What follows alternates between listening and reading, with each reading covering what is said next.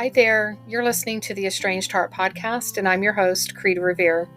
Welcome back to our returning listeners, and if this is your first time here, thank you for selecting this podcast to listen to. As we begin today's episode, I invite you to grab a cup of coffee or tea, settle in, and listen with an open heart. But first, the regular disclaimer. I am not a licensed therapist or counselor. Nothing within this podcast should be considered or taken as therapy. If you are in need of therapeutic support such as counseling, please seek out a therapist near you.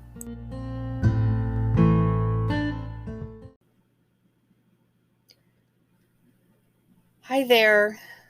Today's episode is titled Update, a year after the talk and lessons learned.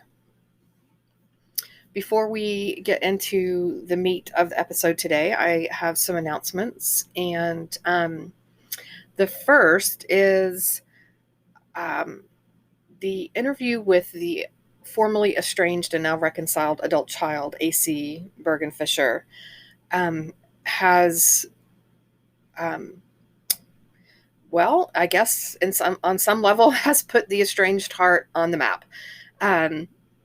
His episode, the episode with his interview, is now ranked as the most listened to episode of this podcast. What took 3 months to do regarding the number of downloads over the last year on average has taken us a mere 5 weeks to do since his interview. And listenership has increased by 25% and includes a transition regarding the age demographics and the percentage split, which I found very interesting. Before his interview, estranged adult children made up about 20% of the listenership for this podcast, and today it has risen to nearly 40%. So a big, huge thank you to AC again.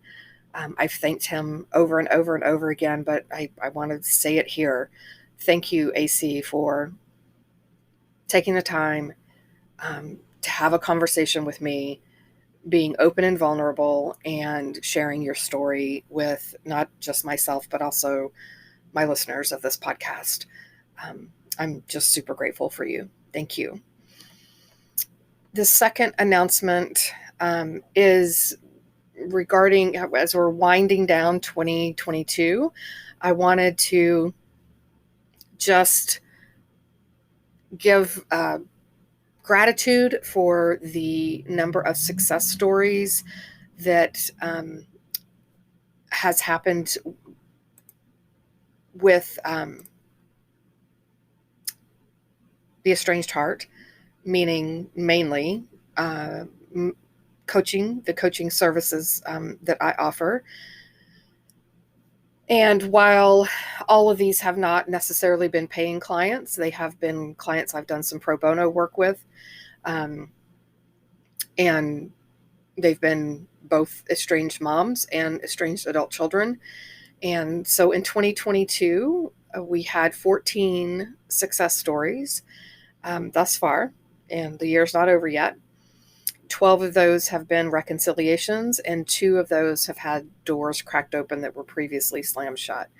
So that has increased. I believe the last time I looked at the numbers was in the summer. And at that point in time, we had a total of, I believe, 8 success stories. And so we've almost doubled that in these last few months of 2022.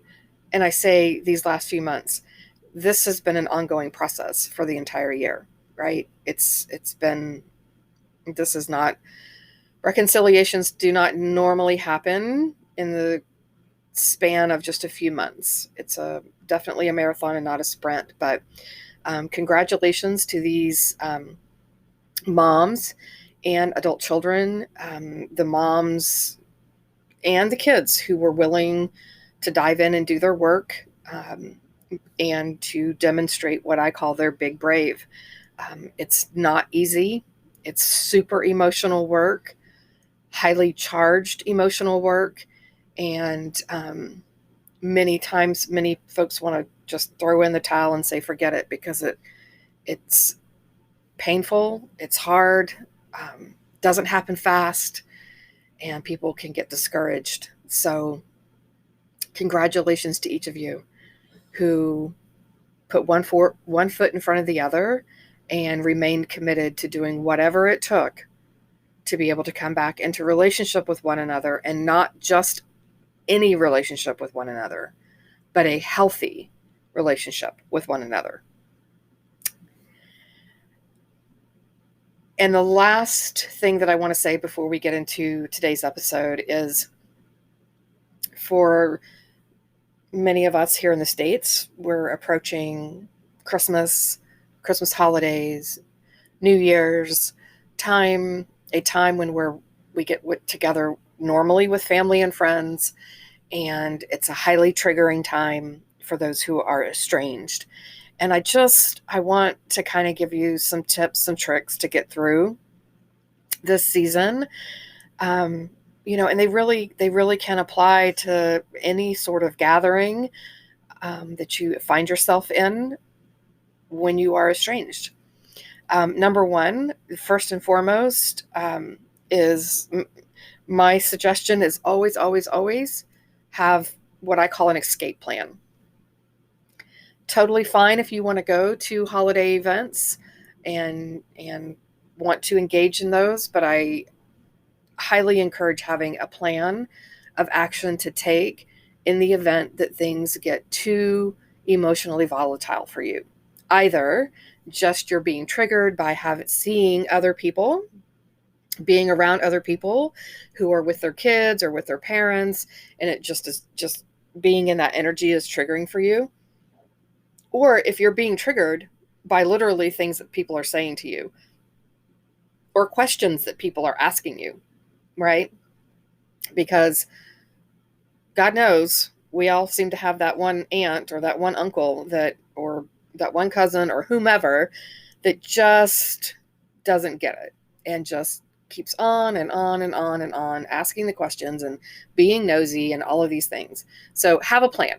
Have an escape plan where you can, drive your own car so that you can get in it and leave whenever you want without having to wait on someone else. Arrive just before dinner, the scheduled dinner time, and have something to do right after dinner time so that you have to say, it's been great. Thanks so much for the invite, but I have to go. I have, something else to attend. Have some sort of plan of action. Second is you have a right to not tell people your story.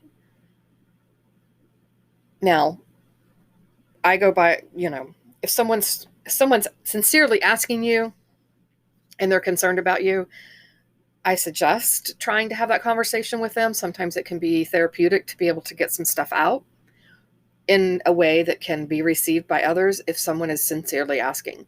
But if others are just being nosy or just want to have something to report back to someone else, you don't have to say anything. What you can say to them is something along the lines of, thank you for asking. However, today or at this time, kind of whatever you want to say there, I'm not open to discussing things regarding my son, daughter, mother, or father. And then just turn around and walk off. Don't stay there engaged. Turn around and walk off. People generally get the message after that.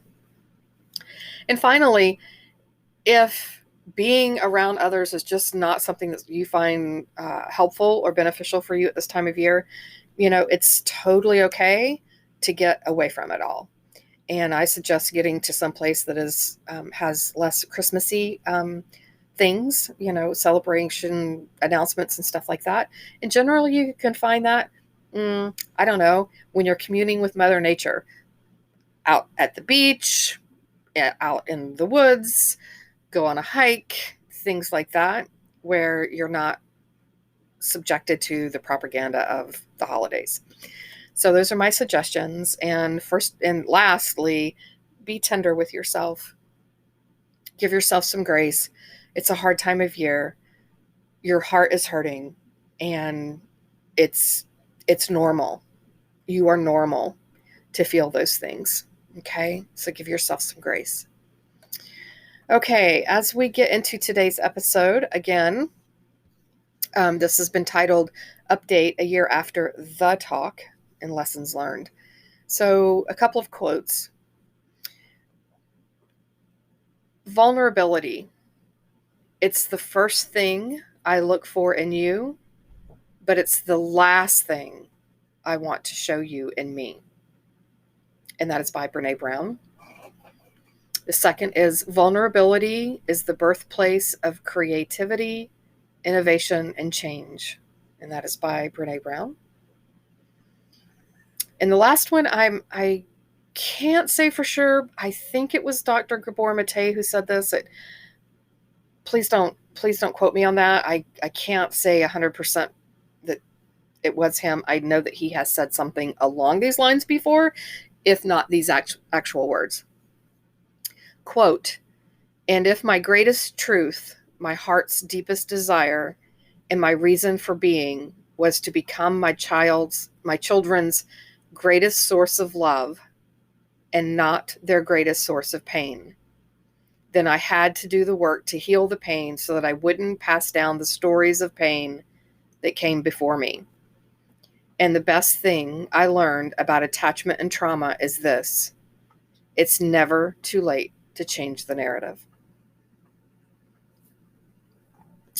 So I was interviewed yesterday for on a different podcast, and it dawned on me that this time of year, last year, was when my daughters extended an invitation for us to have a talk about why our estrangement occurred back in 2016. And that conversation took place on December the 4th of 2021. So it's been 1 year and 1 week now since that conversation took place. And so I felt it was important to kind of talk about that. Let's, really chat about what a little bit about what that day was like. But then what has this last year been like? Has it worked? Has it stayed effective? Are we still in a place of having been reconciled and working towards healthy relationships, or has it gone south? Right? And I wanted to, a big piece of this, I believe, has to do with vulnerability. And we actually covered this in the Zoom support group that I have for estranged moms, and yesterday, as a matter of fact. And so one of the things that I read during that support group yesterday, I wanted to read today, because I think it's very applicable to, especially to parents, as you're working through this and trying to figure out how to navigate this, how to come back into relationship with your kids. And when when being vulnerable is scary and it's not something that you want to do. And as a matter of fact, you want to do the opposite of what being vulnerable is all about. So what I read was, and this is from Brene Brown, this is a quote of hers: "Vulnerability is basically uncertainty, risk, and emotional exposure. I was raised in the get her done and suck it up family and culture, very Texan and German American. The tenacity and grit part of that upbringing has served me, but I wasn't taught how to deal with uncertainty or how to manage emotional risk.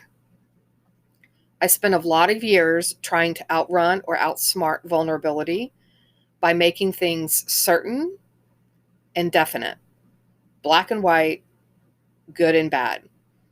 My inability to lean into the discomfort of vulnerability limited the fullness of those important experiences that are fraught with uncertainty: love, belonging, trust, joy, and creativity, to name a few.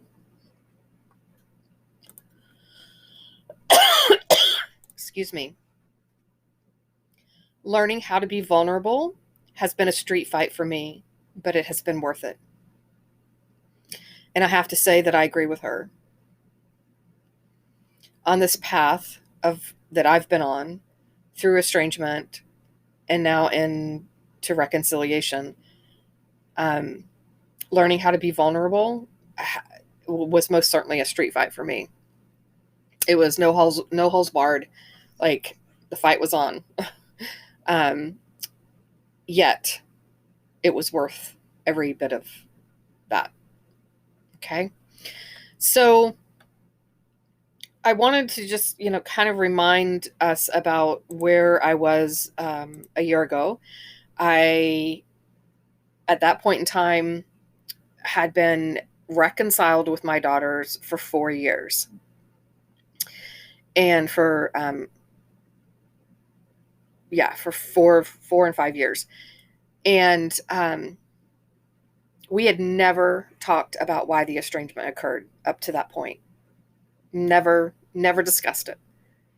And when I share that with people today, with my coaching clients, on interviews and things like that, people are astounded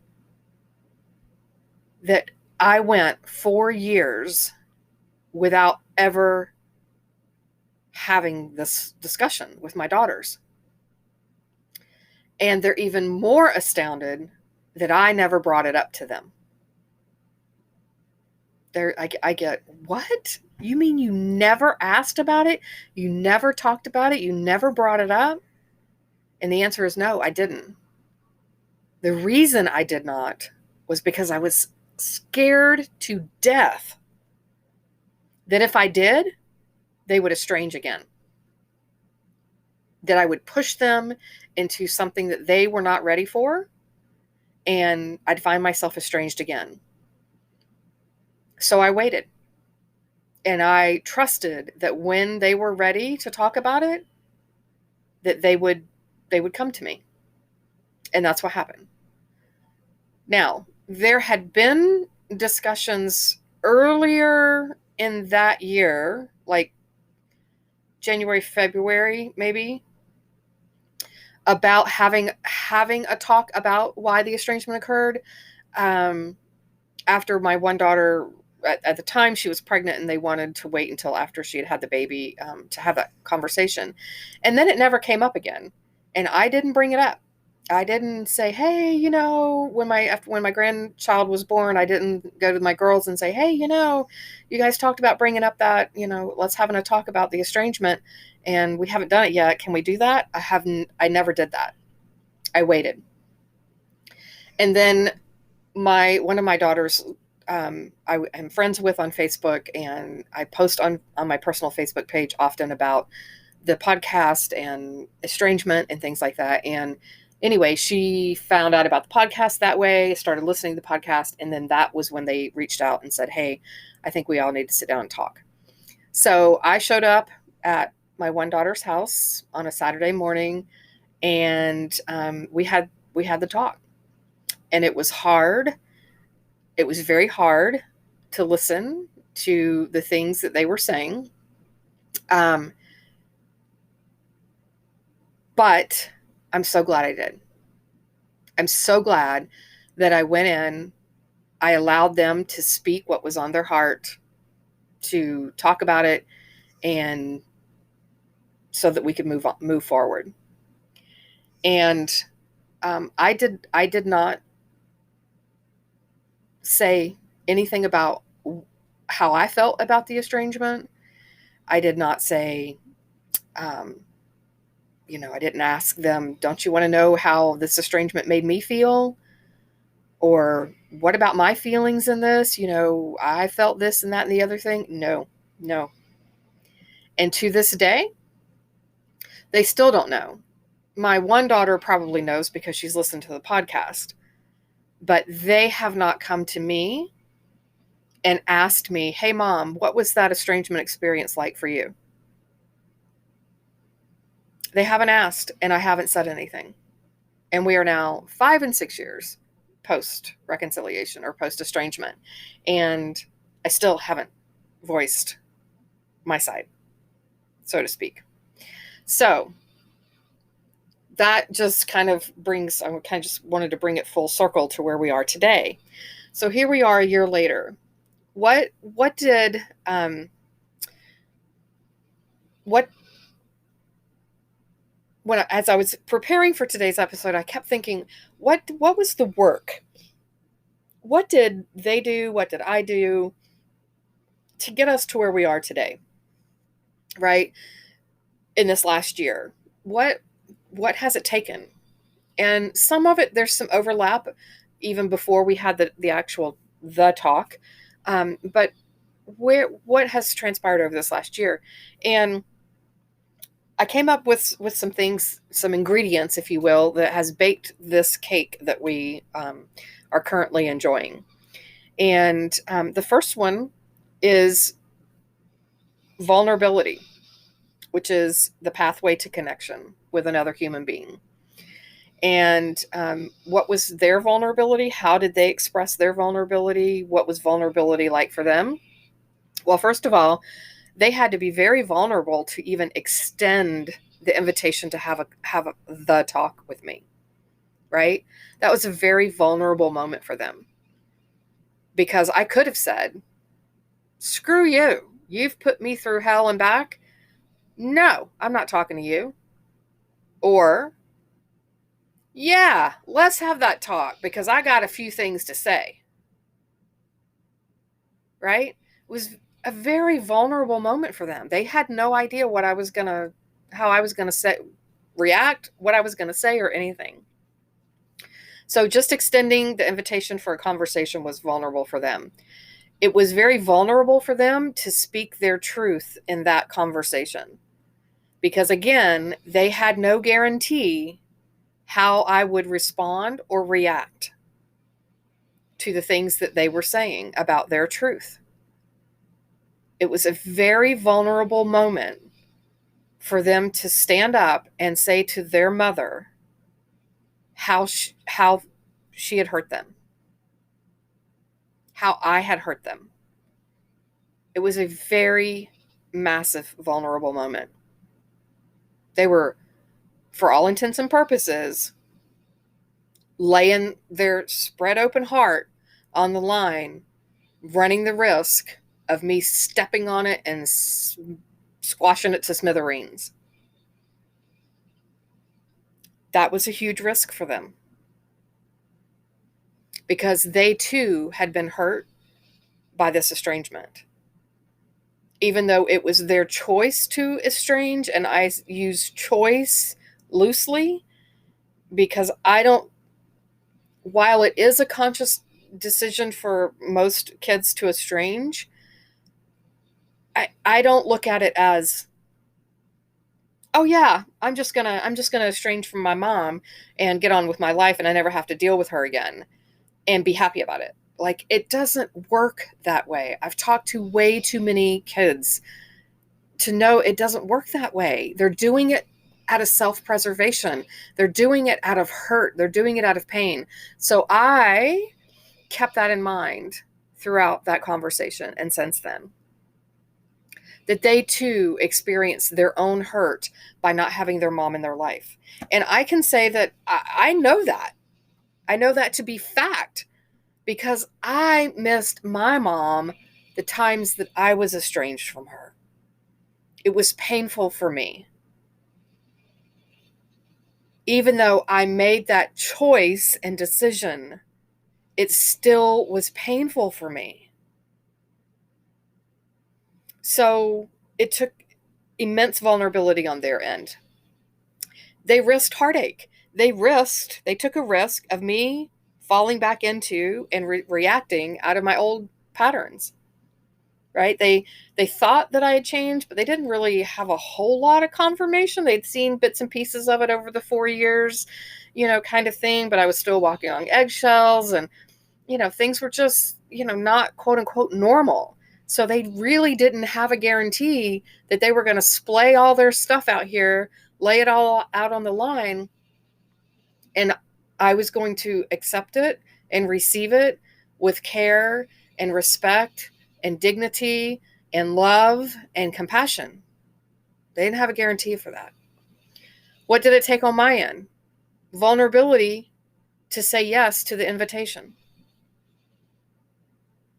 Vulnerability by being, by risking, not, not risking, the vulnerability in doing the work, in breaking the stalemate and taking the first steps to getting things done, turning my life around so that I could have a different relationship with my kids.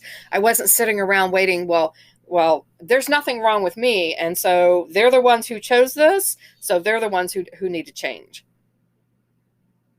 I didn't do that. I got in touch with vulnerability and worked on myself and faced some really, really difficult things.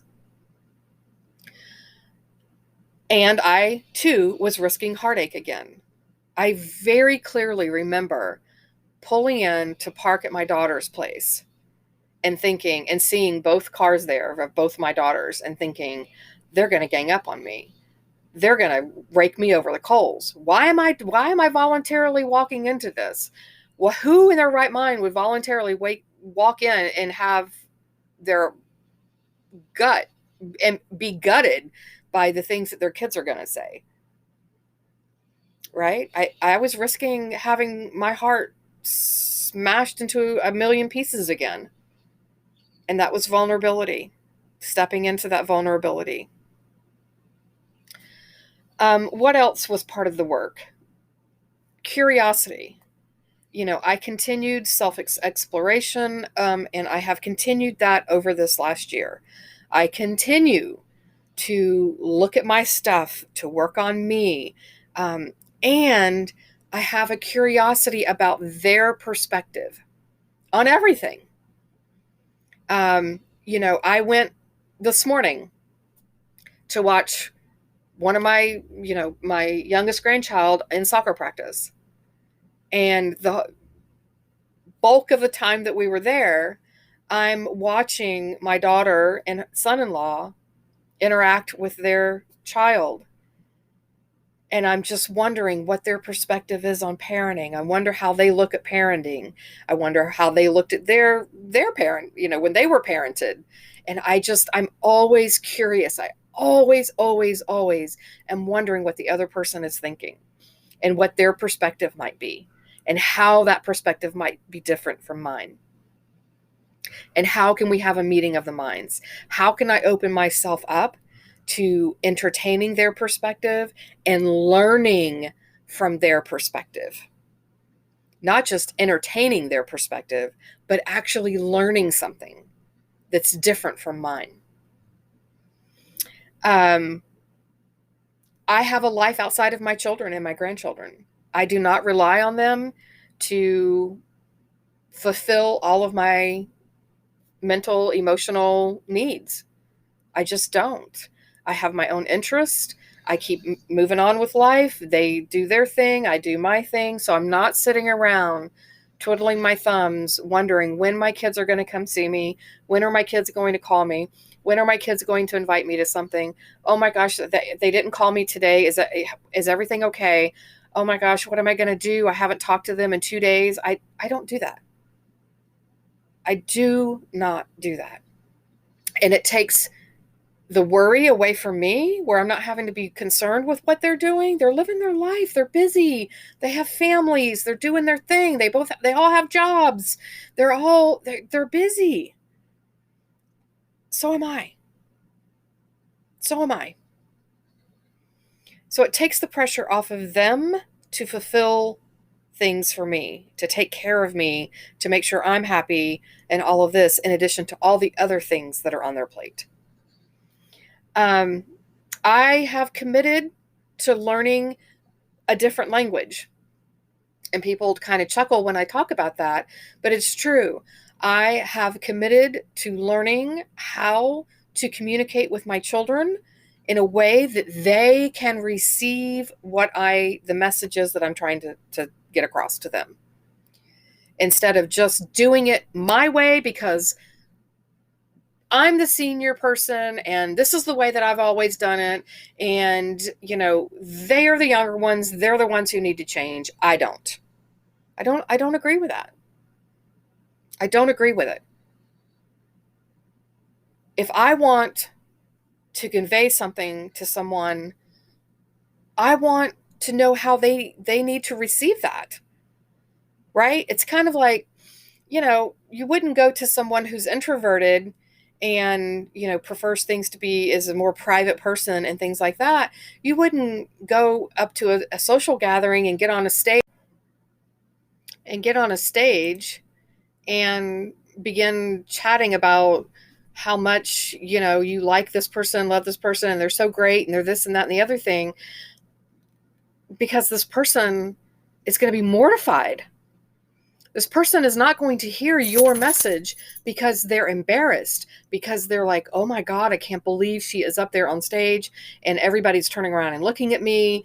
And I mean, they can't hear your message because of its delivery. There's nothing wrong with the message, but there's everything that's wrong with the delivery, right? So we have to keep that in mind when we're talking with our kids. And being able to have our message heard. It's got to be in a way that they can receive it. The next thing I did is I validated their experience. Again, validation does not mean agreement, right? Don't have to agree with them, but you do need to see, hear, and validate their experience, their feelings, their things like all of those things. Is to let them know they're being heard. You don't have to agree with them. You do not have to agree with them. And it doesn't mean that there's anything wrong with them or, they're right, you're wrong, they're wrong, you're right. It just means you're hearing them and you're saying, yes, you were hurt by that. You didn't, I am so sorry. I am so sorry. So validating their experience has been a huge thing. The next thing is a piece that parents struggle with so hard sometimes. And it's, I do not expect my kids to be my equal. They're not. Just because they are adults does not mean they are my equal. They're not. They're my children. Whether they're 5, 15, 35, 55 years old, doesn't matter. They are my kids. And therefore, our relationship is not an equal relationship. It is not an equal relationship made up of adults, as it would be a friend, a coworker, things like that. It's just not. It never will be. And because I don't look at it that way, I don't demand respect from them because I'm their parent. And I know that's a hard thing for especially folks of the older generation. Older generation, that was a thing. You respect your parents, you respect and obey. And I'm here to tell you, I'm not respecting anyone who doesn't respect me. And I, personally, am not obeying anyone in a relationship like this. I'm not. And I don't expect anyone to obey me. So the respect thing, what I have found is that respect naturally occurs when one feels safe. And by safe, I mean, for some people, physically safe. But for most of us in this realm that we're talking about today with estrangement, we're talking about emotional safety. So when someone feels emotionally safe, which then leads to feel that they can trust you, then that naturally evolves into mutual respect.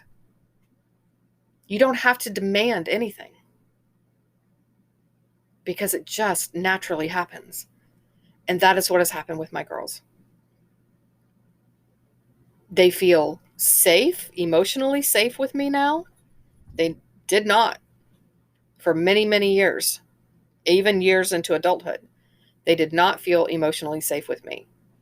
So therefore, they did not trust me to hold their emotions in a safe, nurturing, loving, kind, compassionate way. And so they had zero respect for me. Now they feel emotionally safe. They trust me, and the mutual respect has just evolved, and it's just there. I don't have to demand a thing.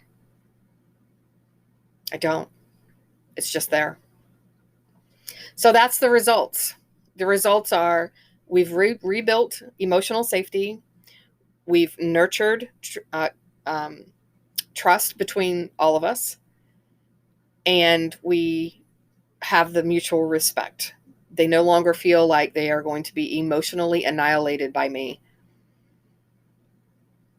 and therefore the mutual respect has just evolved. And so what does that look like today? What that looks like today is, today I went to a granddaughter's soccer practice that I was invited to. I am invited to a Christmas event that my girls go to with their families. They've invited me this year. It looks like text messages and, curiosity, things like that. They share things with me. And I'm okay with the fact that sometimes they respond to my text messages and sometimes I don't. They're busy. They've got a life. They've got lives outside of me. And they welcome my texts. And I know that, they read them and get busy and get distracted and move on. So I don't get all upset and reactive when they don't respond to something. And if it's something that I feel is important, and a couple days later, I just send what I call a nudge text, and I just say, "Hey, I know you're super busy. Just wanted to check back in on that last text I sent. Hope everything is okay with you." And that's a difference between, are you ever going to respond to my text? Why are you not responding to my text message? Did you forget about me? Those are two very different things. And we enjoy a relationship with one another. It's really a beautiful thing. I'm walking on way less eggshells. I mean, there are still moments when I have, like that, I'm not real sure what I should say here. Let me think about this kind of thing. But like very rare. And I feel like we have a mature parent and adult-child relationship. Again, not one that's on equal footing, but a mature one that is filled with respect and love and compassion for one another. And again, I want to reiterate, it has taken us 5 and 6 years to get to this point. I didn't push them. I didn't pressure them. I didn't do things on my timeline. I waited on them. And it naturally came to be. So those are things that I think are important. I think that are food for thought for you. I invite you to consider, where is your anxiousness coming from? Where is your anxiety coming from that is provoking you to reach out and constantly send them things and text them even when they've asked for no contact? Where can you find meaning in your life outside of your children? Last week's episode was on that. Are you being defined as an by your estrangement? You're so much more than a mom. You're so much more than an estranged mom. Or vice versa. You're so much more than an estranged adult daughter or an adult son. So I invite you to consider those things, go back through the list, and if in my final message for today's episode, it would be that to recap again, the emotional safety. Think about yourself. I'm sure at some point in time in your life, someone, and I'm not talking about your kids, and I'm not talking about your parents, I'm talking about someone else, some friend or coworker or neighbor or spouse, a partner, has made it where you do not feel emotionally safe in talking with them or sharing things with them or bringing conflict to the table, or because I hear that a lot from parents. Why won't they talk about it? What happened to healthy conflict? And I think to myself, the very first thing I think is, were they taught healthy conflict? And do they feel safe in having healthy conflict? You got to have safety. Think about how you felt. Did you feel safe when that person talked to you the way that they did? Did it make you want to share more with them? Did you trust them? Because when we feel safe, we can trust. And then from trust, we go into mutual respect. So I just invite you to consider that. In closing, I will say this today to my girls. I am so proud of you. I thank you for having the courage, the big brave, to stand up and tell me when things were not working in your life, in our relationship with one another. I might have chosen a different route and avenue, but here we are, and we've made it through the other side. And I am so grateful that you were willing to crack the door and allow me to step through, that you were willing to share your truth with me, and that you both have opened your lives and your hearts and your homes to me to share your lives and your families. I will remain forever grateful for you being my greatest teachers. I love you.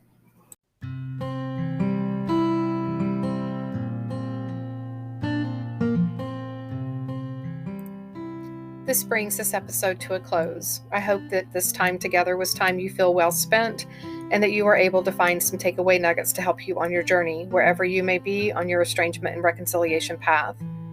If you feel you've received something helpful or positive from this podcast, please consider following us, sharing this podcast with others, leaving a positive review, perhaps entertaining becoming a guest on our show, or following us on social media, on Instagram, Facebook, and TikTok under the same name, The Estranged Heart. As a reminder, there is an online support group on Facebook. If you are a estranged mom who identifies as being spiritual and approaches estrangement with a sense of curiosity rather than blame and judgment, and desire to do inner self-work and reflection, please seek us out. We can be found at facebook.com/estranged mothers support group. And lastly, if you are an estranged parent or an estranged adult child and would like to have your story shared on the podcast, anonymously or not, please reach out to me via email at theestrangedheart@gmail.com.